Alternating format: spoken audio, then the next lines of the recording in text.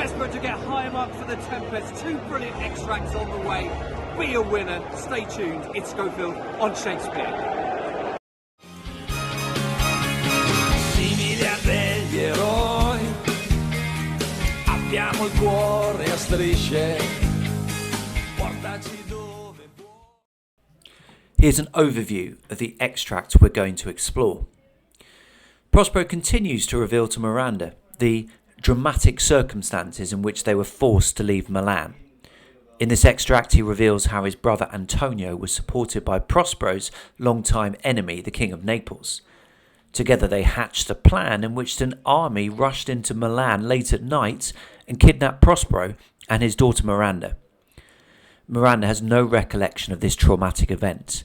However, she listens attentively and in anguish as she hears more and more details about how this happened.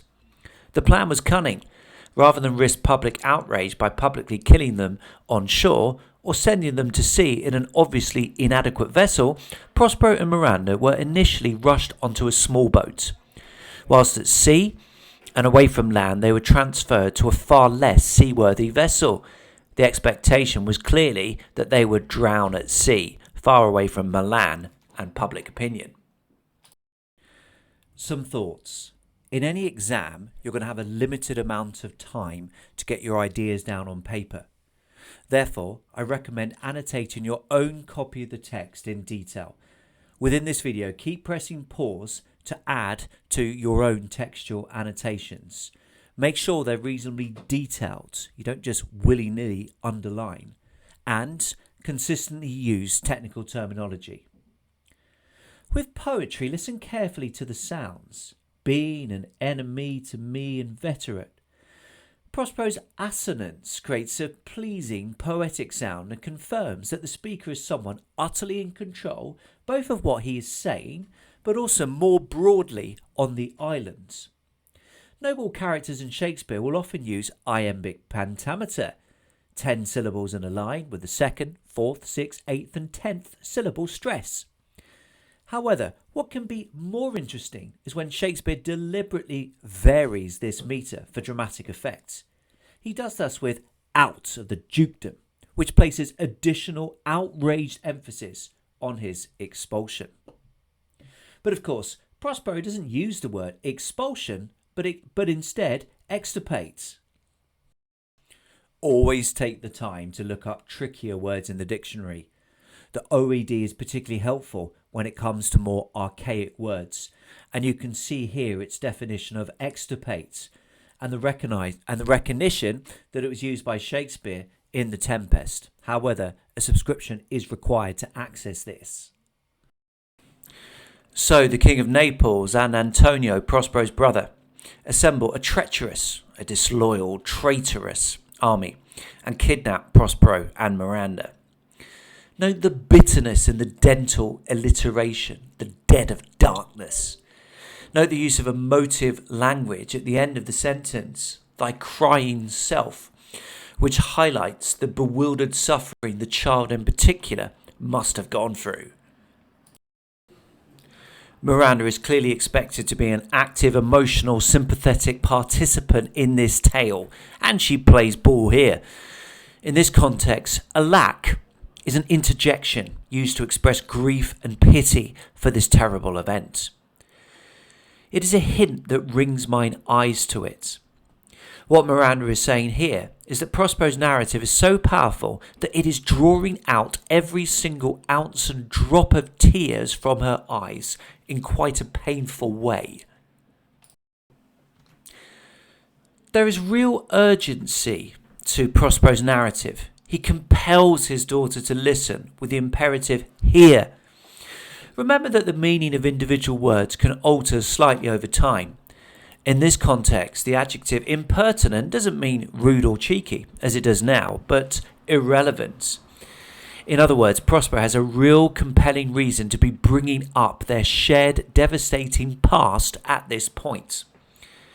Miranda doesn't just respond with sympathetic interjections and expressions of sympathy. Here she asks a logical question. If Antonio and the Duke of Naples went to the trouble to raise an army in order to kidnap them late at night, Why didn't they go through the full hog and kill them there and then? Be careful with the noun wench. Here it is used as a familiar or endearing form of address. However, in different contexts, it could mean a wanton woman or a mistress. Note the repetition of dear and the way it shifts between being used as an affectionate address to his daughter to a reference to the very strong affection and bond between the people of Milan and Prospero. A key theme in Shakespeare is often the discrepancy between appearance and reality. Here, Prospero is clearly outraged by the deception practiced by the conspirators. They weren't prepared to openly kill him, knowing his popularity, and so with colours fairer painted their foul ends. So, they initially just whisked the pair off to sea in a small, presumably seaworthy sea vessel, a bark. Out at sea, the pair were transferred onto a rotten carcass of a boat. This powerful metaphor suggests that this vessel was utterly unsuitable to be used for any kind of longer sea voyage.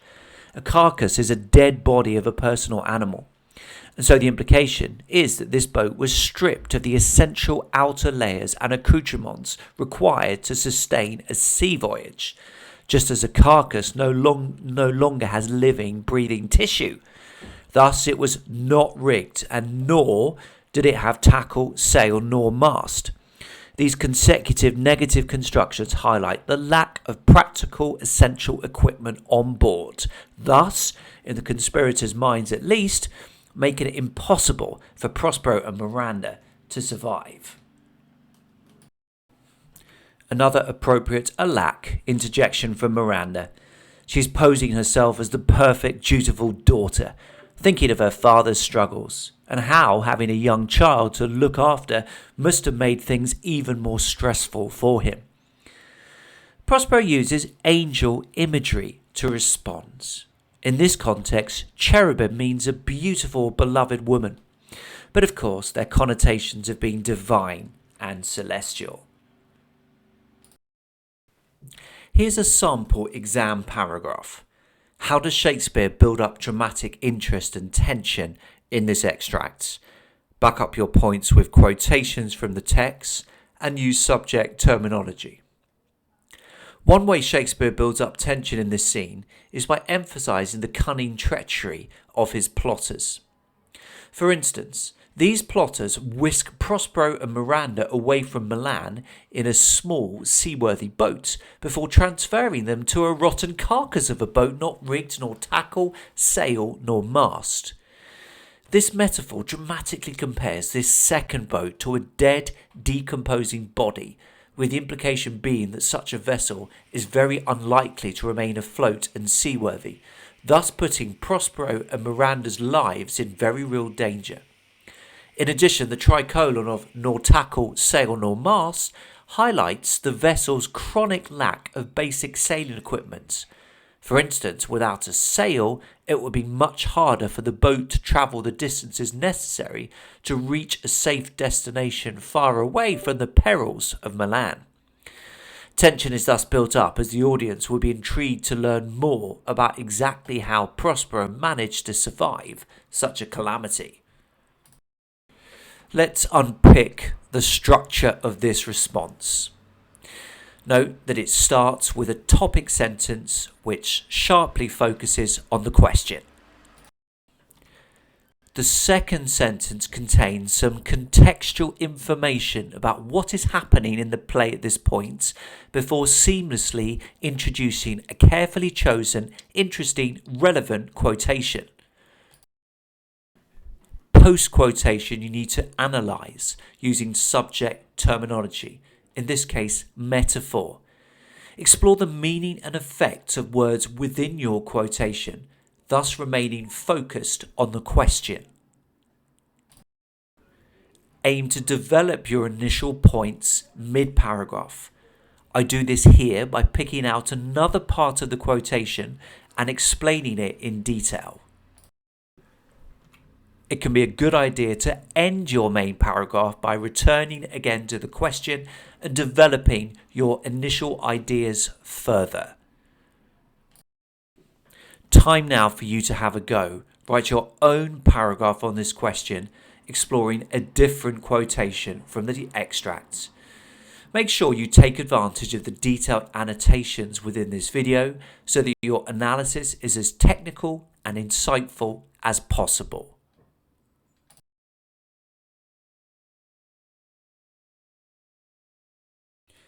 Before we move on to a new scene, let's consolidate this one. Can you identify the missing words on screen? Press pause now to do so.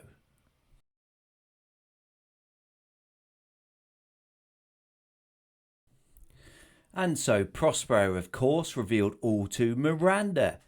Prospero's brother is called Antonio. Prospero's long-term enemy is the King of Naples, Alonso. The plotters thought that Miranda and Prospero would drown at sea far away from Milan. Now for some cheeky subject terminology work. Can you identify the missing subject terminology annotations here? Of course you can. Press pause now.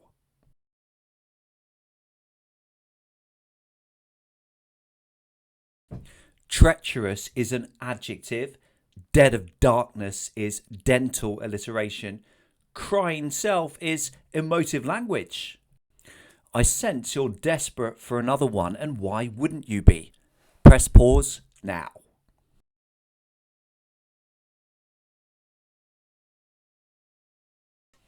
A rotten carcass of a boat is a metaphor. We have the repetition of hurried from earlier in the extracts. Not rigged, nor tackles, sail, nor mast. These are consecutive negative constructions. Meanwhile, wins, pity, did, loving, all examples of assonance. Enough consolidating fun. Time now to move on to the extract from Act 2, Scene 2, and my overview. Alone on stage, Caliban curses Prospero and reveals some of the ways his spirits torment him. For instance, they occasionally pinch him and terrify him by conjuring up devilish supernatural displays. On other occasions, they might take the forms of grimacing, gibberish talking, biting apes. However, these spirits do not think and act independently, and only act following Prospero's instructions. When Trinculo, a shipwrecked jester, enters the stage, Caliban assumes that he is a spirit sent by Prospero to persecute him for not working quickly enough. He lies down on the floor and covers himself with a cloak. Trinculo initially doesn't notice Caliban. However, he anticipates another fearsome storm and is worried about the lack of protective vegetation. When he first sees Caliban, he speculates that he is an incredibly smelly fish. He tells the audience that he could potentially make a fortune by exhibiting him in England. According to him, the English are not prepared to give small amounts of money to beggars, but they will pay out for exotic oddities. On closer inspection, Trinculo realizes that Caliban isn't a fish. He suspects that he is a local man who has been struck by lightning. Time now to annotate. Feel free to add your own annotations as well, but I would recommend copying mine out in full so that you absorb subject terminology and more detailed insight into key quotations. Remember that you can press pause at any time, and you may like to annotate within your copies of the text or potentially an online version within OneNote. So this extract starts with quite a vivid initial image of the sun sucking up viruses and malignant diseases from all kinds of unhealthy low-lying terrain, bogs, reedy wetlands and swamps, in order that they combine to destabilise and strike Prospero down. Caliban clearly has a need to unload and vent, in spite of the fact that if Prospero hears him cursing, he will devise further psychological, torturous punishments. One piece of good news for Caliban, the only perhaps, is that the spirits will only torment him when instructed to do so by Prospero. However, the methods they use seem perfectly devised for maximum psychological disturbance, pinching, putting on goblin shows, and hurling him into the mud. What seems most disturbing about these spirits is their unpredictability and variability. You may never be quite sure what form they are going to take. They can appear as urchins, goblins, or as apes, or as hedgehogs, expert at strategic positioning near bare feet. These Prospero-instructed spirits don't seem to want to inflict significant physical damage on Caliban. How else would he chop and carry all of Prospero's firewood? But they do enjoy inflicting psychologically damaging minor physical injuries, such as broken skin from biting and hedgehog spikes. Imagine having snakes wrapped tightly around you, hissing at you with cloven tongues. Well, this is part of Caliban's experience at the hands of poor, wronged Prospero. Listen to the sibilants here. Adders who with cloven tongues do hiss me into madness. We can literally hear the hissing, thus making Caliban's account all the more vivid and powerful. Shakespeare seems to quite like disproportionate consequences. The Capulets and the Montagues in Romeo and Juliet start fighting and ultimately killing each other, bred of an airy word. And here Caliban feels set for punishment for the trifle of bringing wood in slowly. This part of the island doesn't have any significant clumps of vegetation or good places to hide. So Caliban decides to lie flat on the ground with a cloak feebly covering his body. Trinculo is a jester and would have been recognisable as such by his flamboyant clothing, including possibly a three-pointed hat. Unsurprisingly, perhaps, after witnessing the Ariel-inspired carnage at sea, he is worried about a repeat. However, a more positive mood is created by his personification of the wind singing, as well as his comic comparison of a dark cloud to a large drinking container. Part of the humour of this scene will lie in the audience wondering when Trinculo will realise that there's a person lying on the floor, the likes of which he will never have seen before. The Cambridge School Shakespeare edition suggests Caliban is a savage and deformed slave, and certainly in all productions he will look very different to the aristocratic Italians. The latest point Trinculo will notice Caliban will be when he asks, "What have we here?" However, some productions might decide to raise the laugh earlier by having him slow down and partially lose his train of thought in the previous sentence as he spots something exceedingly odd just metres away from him.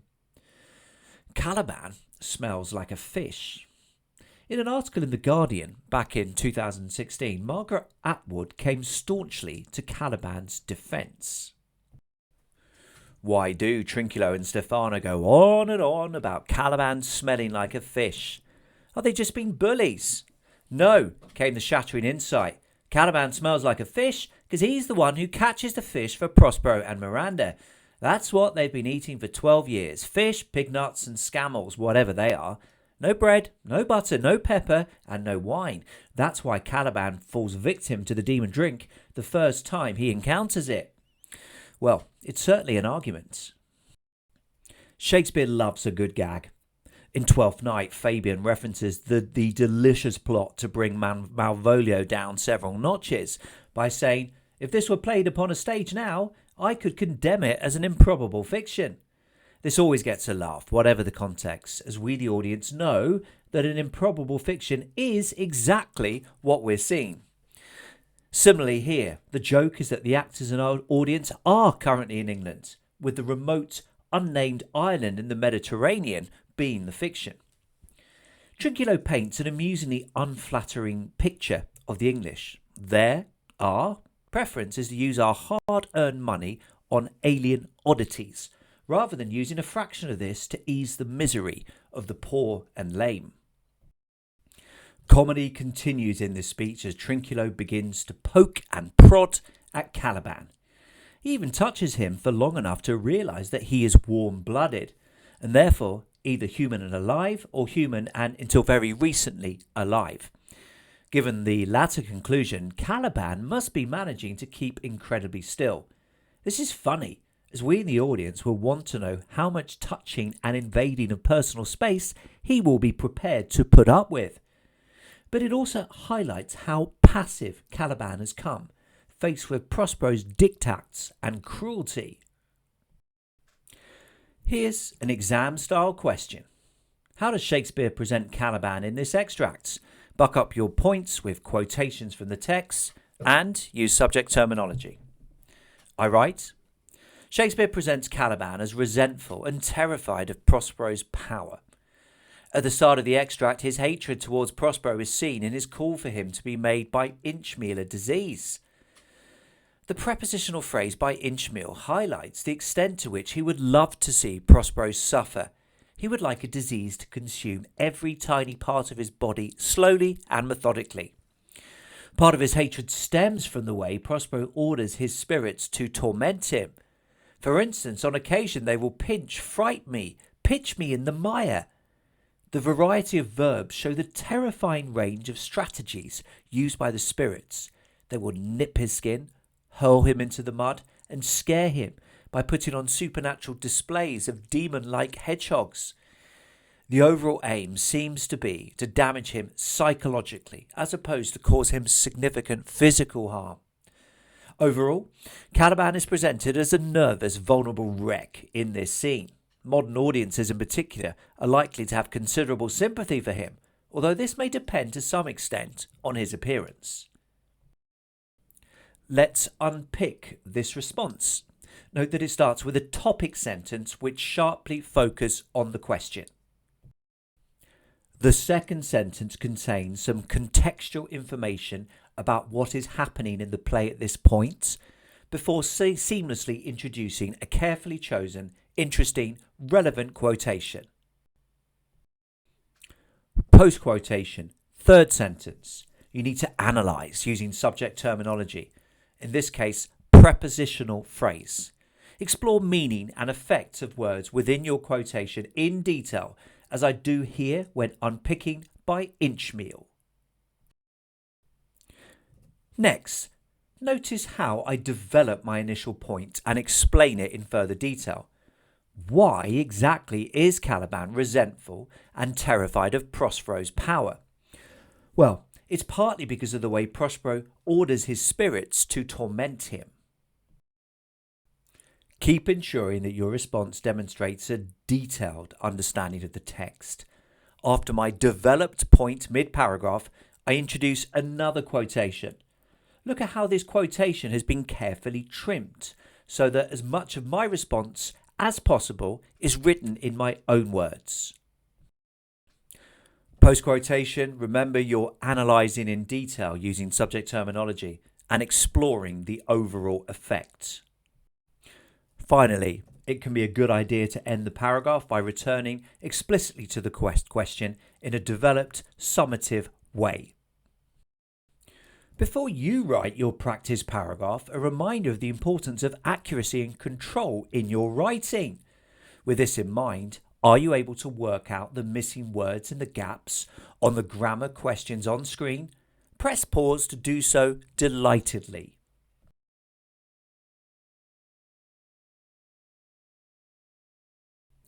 The answers. It's a simple sentence which consists of just one main clause and one main verb. It's a compound sentence which has two or more equally weighted main clauses linked by and, or yet. Finally, a complex sentence has a mixture of one or more main clauses and one or more subordinate clauses. A reminder, a subordinate clause doesn't make sense on its own. Jumping into the pool, comma, and even though I was hungry, comma, are both examples of subordinate clauses. Slightly hazy about your grammar? If so, why not watch my nailing sentence structure for effect video on YouTube? Take responsibility for your weaknesses. Make progress as a writer. Time now for you to have a go at writing a delicious paragraph on the extract from Act 2, Scene 2. Write your own paragraph on this question, exploring a different quotation from the extracts. Make sure you take advantage of the detailed annotations within this video so that your analysis is as technical and insightful as possible.